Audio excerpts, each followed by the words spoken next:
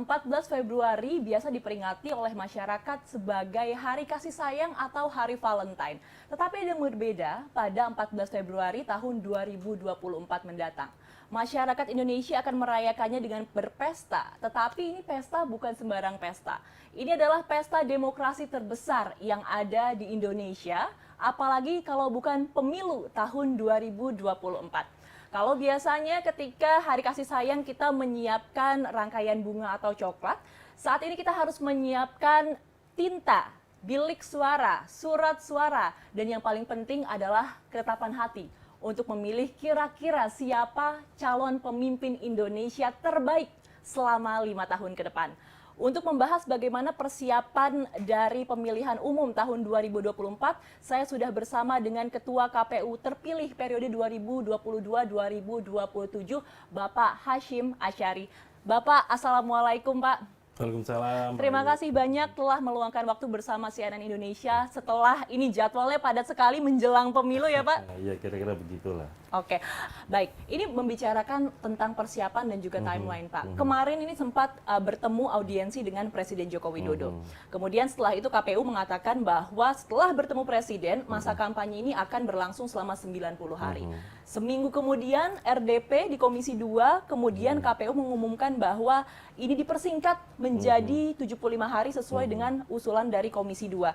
Kenapa Pak demikian? Ini mohon klarifikasinya supaya tidak menjadi bola panas nih di masyarakat. Nah, sebenarnya ketika ketemu Presiden itu KPU tidak menyampaikan apa-apa soal ini ya, tapi Presiden menyatakan tadi pada dasarnya atau pada prinsipnya durasi kampanye itu sebisa mungkin dimampatkan atau makin singkat. Presiden mengusulkan 90 hari itu pada angka 90 hari. Dan KPU juga tidak mengambil keputusan apapun dalam pertemuan itu. Namanya audiensi kan kami melaporkan situasinya begini, apa yang perlu dukungan dan segala macam. Presiden menyatakan itu. Jadi ketika saya menyatakan melalui persnya Istana, itu saya sampaikan Presiden mengusulkan 90 hari. Nah, kemudian ada titik temu dengan apa yang diusulkan KPU. Dan saya katakan tadi kan mengerucutnya kan 75 sampai 90 hari. Jadi sebetulnya kami dari KPU atau saya sebagai ketua KPU tidak ada kemudian kesepakatan ketika ketemu Presiden 90 hari itu nggak ada. Dan kemudian kami menyadari dalam pertemuan-pertemuan sebelumnya dengan DPR itu memang mengerucut ke 75 dengan berbagai macam exercise ya, dengan berbagai macam simulasi. Oke, baik Pak Hasyim, yang ingin saya tegaskan adalah ketika angka 75 hari ini keluar, KPU menganggap ini adalah hal yang realistiskah? Apakah KPU menyanggupi hal ini atau yang menjadi bola liar di masyarakat adalah jangan-jangan karena Komisi 2 maunya 75 hari dan Komisi 2 yang memberikan anggaran, jadi ya udah deh KPU ikut aja. Saya kira kok tidak begitu ya. Karena awalnya kan KPU pernah mengusulkan 120 hari dengan desain seperti ini. Kalau kemudian 90 hari, kira-kira desain atau simulasinya, exercise waktunya seperti ini. Di 75 hari pun begitu, Mbak. Jadi misalkan strateginya kan harus kita ubah nih. Proses pengadaan administrasinya harus dilakukan lebih awal. Karena apa? Sesungguhnya KPU kan punya peraturan juga tentang norma standar untuk pengadaan logistik ya.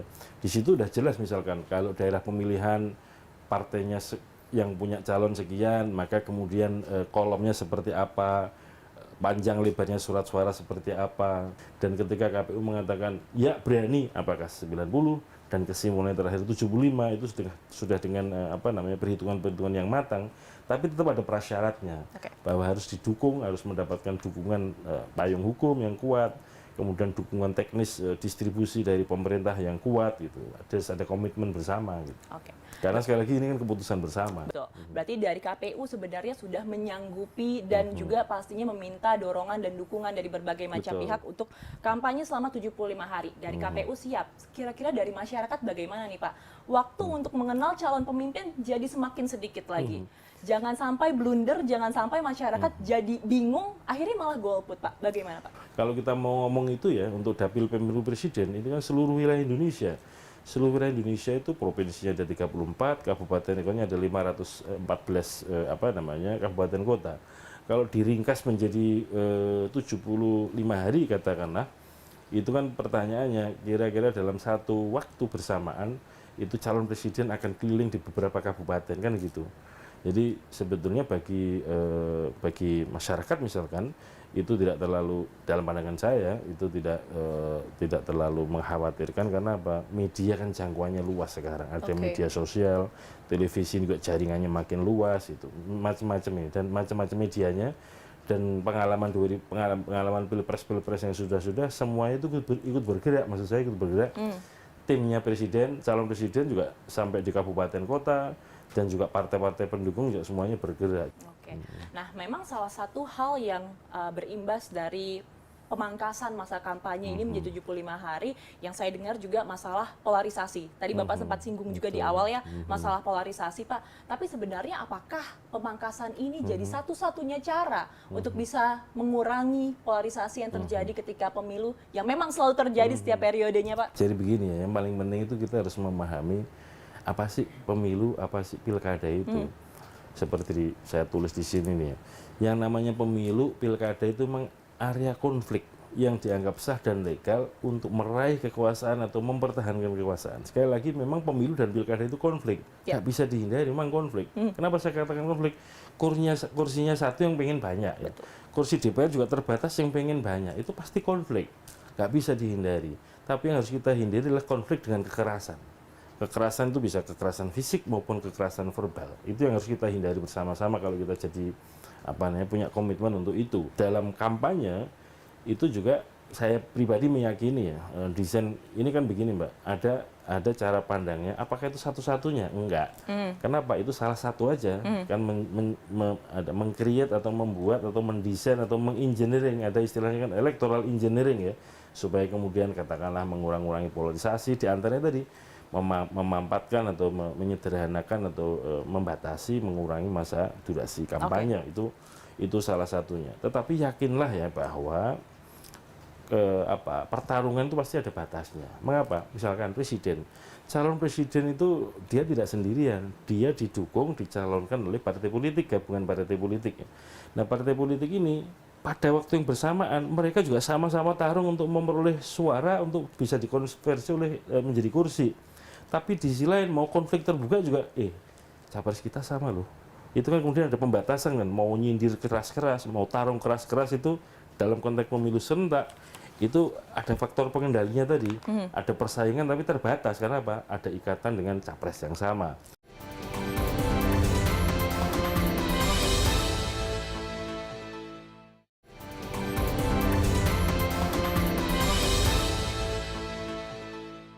Ya, kita kembali masih membahas bagaimana persiapan pemilu bersama dengan Ketua KPU terpilih periode 2022-2027, Bapak Hasyim Asyari. Pak, salah satu yang menjadi sorotan oleh publik adalah bagaimana KPU mendapatkan anggaran dari DPR sejumlah 76,6 triliun rupiah.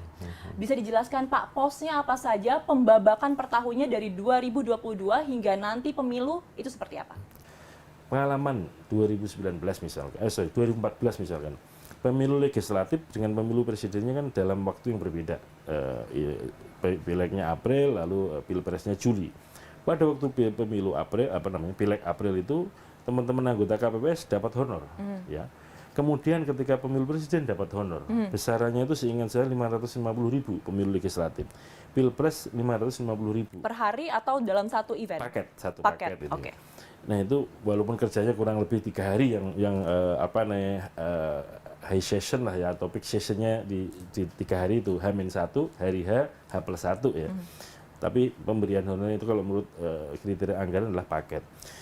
Nah kalau pemilu 2014 yang dipisah kayak gini ini, masing-masing dapat honor 550.000. Ketika 2019 jadi satu paket ya, atau pemilunya satu serentak, honornya masa 550.000 dengan beban yang lebih berat. Ini kan secara rasional, hitungan rasional ya, kalkulasi rasional maupun kalkulasi kemanusiaan juga nggak pas.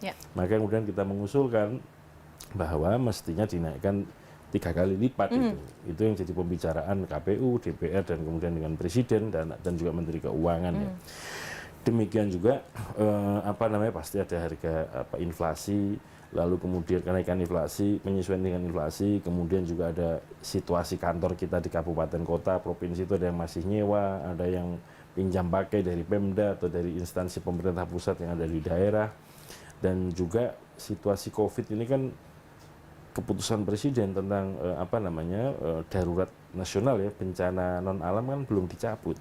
Cara berpikirnya kemudian menjadikan cara berpikir mau tidak mau harus kita antisipasi nih, harus kita anggarkan. Jadi total dari 76,6 triliun itu, pertama ya postingnya itu karena kita anggaran itu kan ada basis tahun anggaran, maka kemudian berbasis tahun anggaran itu durasi tahapan pemilu ini melintas tahun anggaran atau istilahnya multi years ya anggarannya, atau tahun jamak.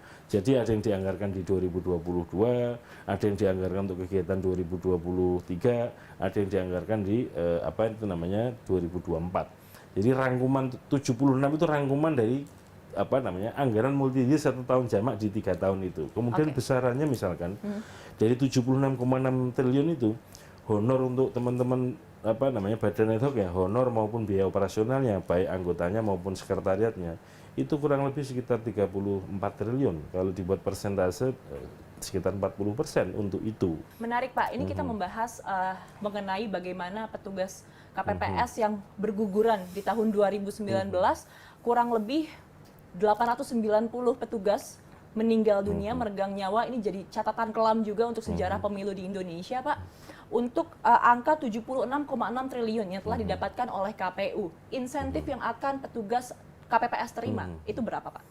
Kita usulkan naik 3 kali lipat ya. Ini dari segi honor ya. Yang semula 550 kita usulkan menjadi 1.500.000 ya. Ini sedang dalam finalisasi dengan Kementerian Keuangan. Nah, intinya begini, Mbak. Anggota KPU sampai dengan anggota KPPS itu kan tidak tunduk pada undang-undang ASN ya, aparat sipil negara, dan juga tidak tunduk pada undang-undang ketenagakerjaan. Lalu kira-kira kelayakan honornya berapa? Ya. Ini kan harus diperhatikan, dan juga yang harus kita perhatikan juga yang sedang dikerjakan itu adalah pekerjaan untuk pengisian jabatan kenegaraan. Yang kalau geser-geser sedikit suara itu bisa mempengaruhi pergeseran kursi. Betul. Ini kan bahaya juga. Nah, dalam konteks itu juga harus dijaga integritas para penyelenggara pemilu. Salah satu instrumentasinya dengan memberikan kesejahteraan yang layak. Gitu. Itu cara berpikirnya begitu. Nah, tentang saudara-saudara kita yang meninggal, terus terang aja ya, kami juga sedih, kami juga nggak tega lah dalam situasi, sama-sama manusia Mbak. Sebetulnya kalau dari segi apakah didesain ya enggak lah, kalau didesain sampai kepada orang kesakitan dan segala macam. Pengalaman 2014 juga ada yang meninggal, angkanya sekitar 400-an itu. Nah, sebetulnya problemnya diantaranya adalah karena memang beban kerja berat ya. Di Undang-Undang Pemilu itu ditentukan bahwa penghitungan suara di TPS itu harus selesai pada hari yang sama dengan pemungutan suara. Nah, kalau semula desainnya pemilu 2014 itu terpisah antara pileg dengan pilpres ya, itu masih mungkin dikerjakan di hari yang sama. Hari yang sama itu kalau di undang-undang hari pemilu itu adalah hari kalender, artinya 24 jam ya. Batas hari bergeser atau berganti itu jam 24 malam. Nah, kalau situasi seperti itu, kalau pemungutan suara kan standar di semua daerah jam 7 sampai jam 13, durasinya 6 jam. Tapi yang nggak bisa diprediksi itu kan penghitungannya ini. Nah, itu yang kemudian menjadikan beban berat, pasti ada tekanan mental, namanya di TPS ya, orang berkepentingan dengan suara, itu bukan hanya soal teknis administrasi, tapi juga pasti ada tekanan-tekanan mental yang dihadapi oleh teman-teman penyelenggara di badan ad hoc itu. Nah, menurut riset dan penelitian yang dilakukan oleh beberapa lembaga, IDI, Ikatan Dokter Indonesia juga pernah melakukan studi itu, Kementerian Kesehatan pernah melakukan studi itu, UGM juga pernah melakukan studi itu, gambarannya kira-kira temuannya begini. Rata-rata yang meninggal di atas 50 tahun. Kemudian rata-rata punya komorbid atau penyakit bawaan. Dan kalau kita bedah apa sih komorbidnya atau penyakit bawaannya, kecenderungannya adalah serangan jantung, diabetes atau gula darahnya tidak normal, kemudian hipertensi atau tekanan darah ya. Nah, juga pengalamannya begini. Waktu itu honornya 550 ya, itu aja potong pajak Mbak. Ya, kemudian kalau mau jadi anggota KPPS di undang-undang ada syaratnya, harus sehat jasmani rohani. Pertanyaannya, mohon maaf ya, uang segitu mau diminta untuk memeriksa kesehatan sehat jasmani rohani, mana cukup? Berarti sebenarnya memang sudah disediakan, dipersiapkan strategi khusus oleh KPU ya untuk mengantisipasi banyaknya korban yang jatuh karena kelelahan atau Tapi insentif prinsipnya yang tidak pemilu atau pemungutan suara itu harus aman dan nyaman. harus aman dan nyaman. Iya. Baik. Nah, Pak, ini sebenarnya terakhir tentang anggaran, Pak. Ini dengan budget 76,6 triliun. Sepanjang sejarah pemilu Indonesia ini adalah yang paling besar. Seperti itu. Dari tahun 2019 naik 3 kali lipat. Nah, dengan besarnya anggaran saat ini, apakah diperlukan adanya Satgas Pemilu, Pak? Ini mengantisipasi nanti ada penyelewengan-penyelewengan dari pihak penyelenggara maupun dari pihak-pihak yang tidak diinginkan lainnya. Jadi begini sebetulnya, yang pertama regulasinya sudah jelas ya tentang tata kelola keuangan, itu ada Undang-Undang Keuangan Negara, ada Undang-Undang Perbendaan Negara, ya itu instrumentasi hukumnya sudah jelas semua. Dan kemudian ada lembaga-lembaga seperti BPK, Lembaga Negara Badan Pemeriksa Keuangan. Kemudian masing-masing lembaga punya inspektorat, ya KPU juga punya inspektorat utama. Kemudian ada lembaga yang pengawas eksternal lah, seperti ada kepolisian, lembaga penegak hukum ya, kepolisian, kejaksaan, KPK misalkan. Itu semuanya kan pengawas eksternal ya. Nah, yang paling penting kan begini, ada komitmen lah bagi KPU, dari dalam KPU untuk menata kelola keuangan pemilu ini secara transparan dan akuntabel. Yang paling penting itu ada komitmen. Macam-macam aturan kalau bagus ya, kemudian lembaga disiapkan semua, tapi kalau nggak ada komitmen, Mbak, ya pikirannya pengennya melanggar, pengen nerabas ya. Dan ini yang saya kira penting di situ. KPU sudah menyiapkan peraturan KPU tentang tata kelola keuangan pemilu dan juga pilkada. Kami minta kepada lembaga-lembaga tadi menjadi bagian dari tim ya, tim kerja atau kelompok kerja KPU, yang itu nanti tidak hanya di pusat, sampai di daerah, misalkan seperti BPK, nanti di daerah ada, kalau APBD kan ada inspektorat daerah, kemudian ada kepolisian, ada KPK, ada kejaksaan, yang bagian nanti kita minta tolong untuk mensupport, masuk dalam tim KPU untuk mensupervisi ini, supaya ketika KPU ada kecenderungan, mohon maaf ya, yang namanya orang itu kan ada kecenderungan lah untuk melanggar, supaya kemudian tidak sampai kebablasan, ditertibkan lagi gitu, supaya kemudian tata kelolanya baik, kemudian dapat dipertanggungjawabkan. Pada prinsipnya itu KPU menyiapkan itu. Baik, yang memang harus digarisbawahi adalah komitmen ya Pak. Betul. Ya? Kita lihat bagaimana komitmen KPU menjalankan pemilu di tahun 2024. Pemirsa, kita jeda terlebih dahulu. Jangan kemana-mana, tetap bersama kami.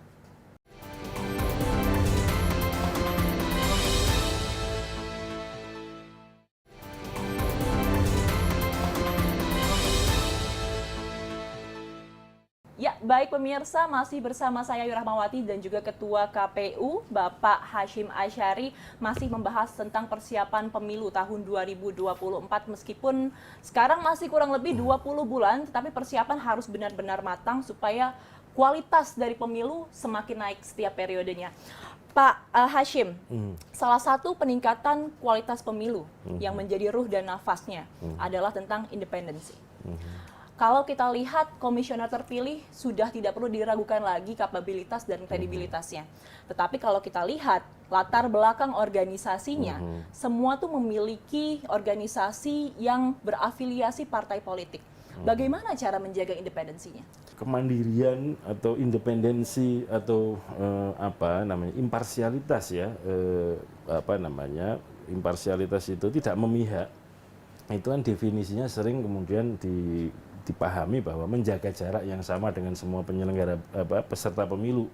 Tapi dalam pandangan saya terjemahan atau penafsiran yang tepat tentang apa yang dimaksud dengan kemandirian, apa yang dimaksud dengan independensi, apa yang dimaksud dengan perlakuan yang setara, itu adalah menjaga jarak yang sama dengan semua peserta pemilu. Kalau misalnya ada 16 partai, ada 20 partai, ketika KPU menyampaikan informasi, sebisa mungkin semua peserta pemilu dapat. Baik. Jangan sampai cuma satu aja. Semua peserta, karena karakter lembaga KPU ini sebenarnya lembaga layanan ya, melayani dua pihak, melayani pemilih dan melayani peserta pemilu. Nah, dalam konteks pelayanan kepada peserta pemilu terutama, itu juga harus menjaga kedekatan yang sama, menjaga kesetaraan perlakuan terhadap semua peserta pemilu. Bahwa semua anggota KPU ini punya latar belakang yang beragam, menurut saya kok biasa-biasa aja ya. Misalkan punya pengalaman organisasi kemasyarakatan yang berbeda-beda, kalau menurut saya itu harus dikalkulasi sebagai sebuah modal sosial yang bagus. Karena apa? Dengan begitu kita punya networking, punya banyak teman, punya organisasi, sehingga kalau ada apa-apa itu kan saling membantu ya. Tapi yang harus ditebalkan, yang harus jadi jaminan kepada masyarakat adalah Bapak bisa menjamin bahwa KPU ini independen, netral, tidak ada titipan dari kelompok organisasi partai manapun. Iya, itu yang paling penting. Sekali lagi ya, ini soal komitmen ya. Komitmen masing-masing anggota, masing-masing personil itu yang menjadi ukuran pertama kali itu. Dan itu akan sangat bisa dilihat dari misalnya pilihan kata, perlakuan di hadapan publik ya, dan kemudian kebijakan yang akan diambil dan seterusnya. Cara berrelasi dalam masyarakat itu akan ketahuan, akan kelihatan.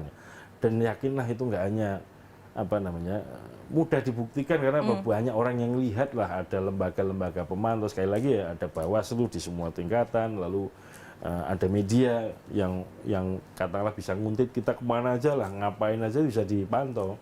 Itu secara sosial ya. Kemudian yang kedua, sudah ada lembaga misalnya seperti DKPP ya, Dewan Kehormatan Penyelenggara Pemilu. Kalau ada perlakuan yang dianggap tidak jujur, kemudian tidak transparan, tidak akuntabel, agak miring-miring ke sana kemari, kesannya ada titipan, itu ada mekanisme. Orang kalau nggak puas dengan perilaku ini bisa diadukan ke DKPP. Oke. Nah, saya ingin bahas mengenai bagaimana pemilu berjalan. Biasanya ketika momen sudah panas-panasnya, banyak sekali hoax, banyak sekali kabar-kabar yang menjelekan satu sama lain, kita sebutnya black campaign, seperti itu. Sebenarnya istilah yang tepat itu negatif campaign. Negatif campaign, kalau misalkan itu betul begitu ya Pak, kalau memang itu isu dibuat-buat berarti black campaign.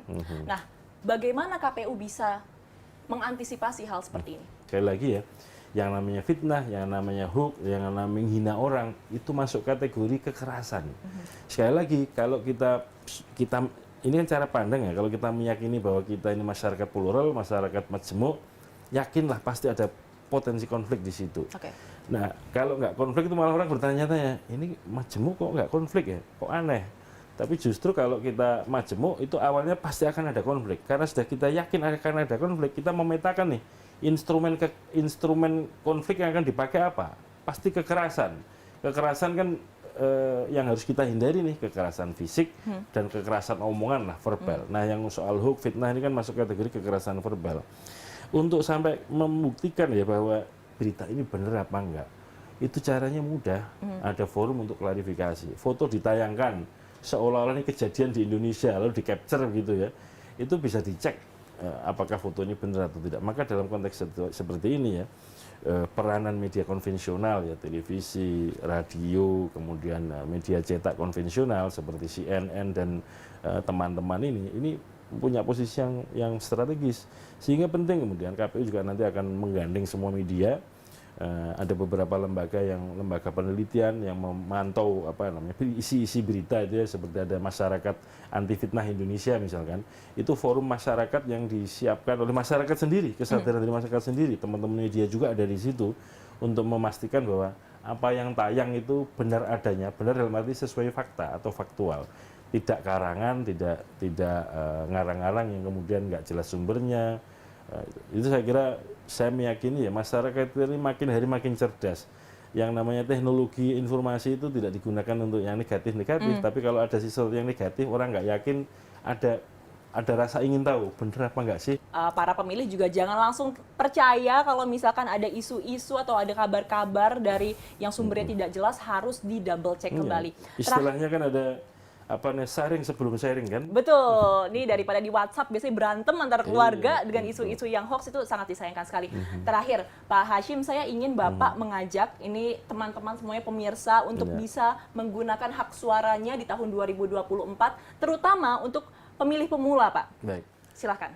Jadi teman-teman sekalian, para pemirsa CNN yang saya hormati, pemilu itu indikator, salah satu indikator demokrasi ya. Ada atau tidak demokrasi di Indonesia itu salah satunya adalah indikatornya ada pemilu atau enggak, termasuk di dalamnya reguler atau enggak, 5 tahun itu berjalan atau enggak.